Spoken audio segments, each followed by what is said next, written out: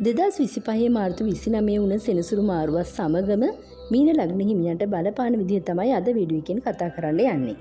මීන ලග්න හිමියන්ට 12 වෙනි භාවයෙන් පළවෙනි භාවයට මේ වෙලාවේදී සෙනසුරු ග්‍රහයා සංක්‍රමණය වීමක් සිද්ධ වෙනවා. අවුරුදු 7මාරක ඒ රාෂ්ට්‍රක තත්ත්වයක් පහු කරමින් මේ වෙලාවේදී ඉන්නේ.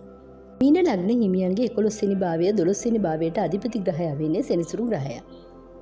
මේ වෙලාවේදී කියන්න ඕනේ 12 වෙනි භාවයේ හිටපු සෙනසුරු ග්‍රහයන්ගෙන් මීන ලග්න හිමියන්ට විදේශ ගමන් පිළිබඳව සුබ කටයුත්තක් සිද්ධ වුණත් ඒ අතරෙම අසුබ කටයුත්තක් සිද්ධ වුණා.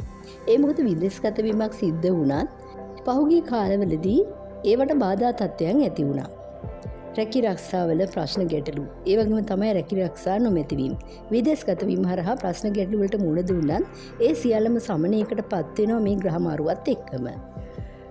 මේ ප්‍රශ්න ගැටලු මැද්දේ සමහර අය විදේශයක හිටියත් නැවතත් මව්බිම කරා ළඟා වුණා. ඔන්න මේ අයට සුබ ආරංචියක්. සෙනසුරු ග්‍රහයාගේ මේ සංක්‍රමණය වීම හරහා නැවතත් මේ අයට විදේශගත වීමේ වාසනාව හිමි වෙනවා. මෙවර තියෙන බාධක තත්ත්වයන් ඉවත් වෙලා අනිවාර්යයෙන්ම ඔයාලගේ ජීවිතය සාර්ථක කරගන්න මාවත සැකසෙනවා.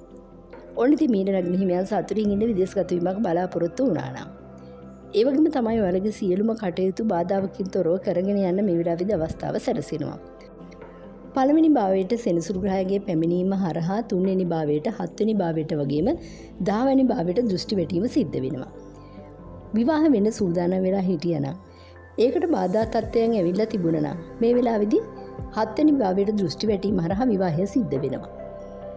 ඒ වගේම හදිසි විවාහ අවස්ථා සිද්ධ වෙන්න පුළුවන්. ඒ හින්දා ඔයාලා ලෑස්ති වෙලා ඉන්න ඕනේ. විවාහය සඳහා සූදානම් වෙලා හිටියත් නැතත් මේ වෙලාවේදී මීන ලග්න හිමියන්ට විවාහ වීමේ සම්භාවිතාව වැඩි. 10 වෙනි භාවයට දෘෂ්ටි වැටීම හරහා රැකී රක්ෂාවල යහපත් වාතාවරණයක් ඇති වෙනවා. ඒ වගේම තමයි 3 වෙනි භාවයට දෘෂ්ටි වැටීම නිසා කෙටි ගමන් බිමන් යෙදෙන්න පුළුවන්. තව සහෝදර සහෝදරියන්ගෙන් ඔයාලට ගොඩාක් උදව් උපකාර ලැබෙනවා. ඒ වගේම තමයි ඔයාලා අතරත් සෙනෙහස වර්ධනය වෙන කාලයක්. සහෝදර සහෝදරියන්ට තියෙන බැඳීම වර්ධනය වෙන කාලයක්. සිත් අමනාපකම් තිබුණා නම් ඒවා ඉවත් වෙලා බැඳීම ශක්තිමත් වෙනවා කියලා කියන්න ඕනේ. ඔයාලා මේ වෙලාවේදී විවාහ වෙලා ඉන්නවා නම් තමුගේ සහකරු සහකාරියට යම් යම් සෞඛ්‍ය ගැටලු මතුවෙන්න පුළුවන්. අසනීප තත්ත්වයන් තුරදී නිසි ප්‍රතිකර්ම කිරීම මගින් ලොකු සහනදායී වාතාවරණයක් උදා කරගන්නත් ඔයාලට අවස්ථාව සැලසෙනවා. ඒ රාෂ්ට්‍රක තත්ත්වයේන බාධා තත්ත්වයන් ගැන ඔයාලට පුළුවන් ඔයාලම කේන්ද්‍ර සටහන් පරීක්ෂාවක් තුලින් දැනගන්න. ඔයාලට මේ වෙලාවේදී හැකියාව තියෙනවා WhatsApp message එකක් යොමු කරලා කේන්ද්‍ර සටහනක් අඩු මුදලට කරගන්න. ඒ වගේම තමයි අපලකාරී වාතාවරණයක් ගෙවෙන්නම නම් ඔයාලගේ ග්‍රහ පිහිටීම් අනුව ඒවට සුදුසු පාෂාණ වර්ගයක් පැළඳීම තුලින් ඒ අපලකාරී වාතාවරණය අවම කරගන්නත් අවස්ථාව තියෙනවා. ව්‍යාපාර සඳහා සූදානම් වෙන මීන ලග්න හිමියට ඉතාමත් හොඳ කාලයක්. දීර්ඝ කාලින ව්‍යාපාර සඳහා සැලසුම් කරන්න වගේම ආයෝජනය කරන්න මේ වෙලාවේදී ඉතාමත් යහපත් කාලයක්.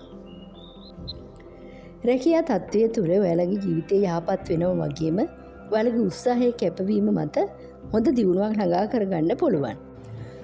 සමහර විට කාර්ය බහුලත්වයේ හින්දා ඔයාලට මානසික ආතතිය වගේ දේවල් ඇති වෙන්නත් පුළුවන්. ඒත් ඔයාලගේ මේ මහන්සි කැපවීම තුලින් ජීවිතයේ ලොකු ස්ථාවරත්වයකට ලම් වෙන්න ඔයාලට අවස්ථාව සැකසෙනවා. ඒ කියන්නේ රැකියා ස්ථානයේ උසස් වීමක් බලාපොරොත්තු වුණා නම් ඔයාලට මේ වෙලාවේදී මේ ගන්න උත්සාහයේ කැපවීම මත ඔයාලට අනිවාර්යයෙන්ම ඒ උසස් වීම ලැබෙනවා. ඒ වගේම තමයි මීන ලග්න හිමියට තිබුණු සතුරු බලවේගී ඉවත් වෙන කාලයක්. ඔයාලට සතුරන්ගෙන් කරදර තිබුණා නම් ඒ සියලුම දේම අවසන් වෙනවා මේ සෙනසුරු මාරුවත් සමගම. මීන ලග්න හිමියන් ජූලි මාසෙ ඉඳලා නොවැම්බර් මාසෙ දක්වා කාලවකවානු තුල සෙනසුරු ග්‍රහයාගේ වක්‍ර වීම හරහා යම් යම් මානසික පීඩා තත්ත්වයන් ඇති වෙන්න පුළුවන් හින්දා ප්‍රවේශමෙන් මේ කාලය ගත කරන්න අවශ්‍යයි. පෞල් ජීවිතයේ තුලදී තර්ක විතර්ක වලට නොයෑමෙන් මේ කාලය තුල තියෙන ප්‍රශ්න ගැටලු අවම කරගන්න ඕගොල්ලන්ට අවස්ථාව තියෙනවා. කොහොම වුණත් මීන ලග්න හිමියන්ට ගිය වසර 2කමාරට වඩා ඉතාමත් යහපත් කාලයක් ඉදිරියට උදා වෙන්නේ.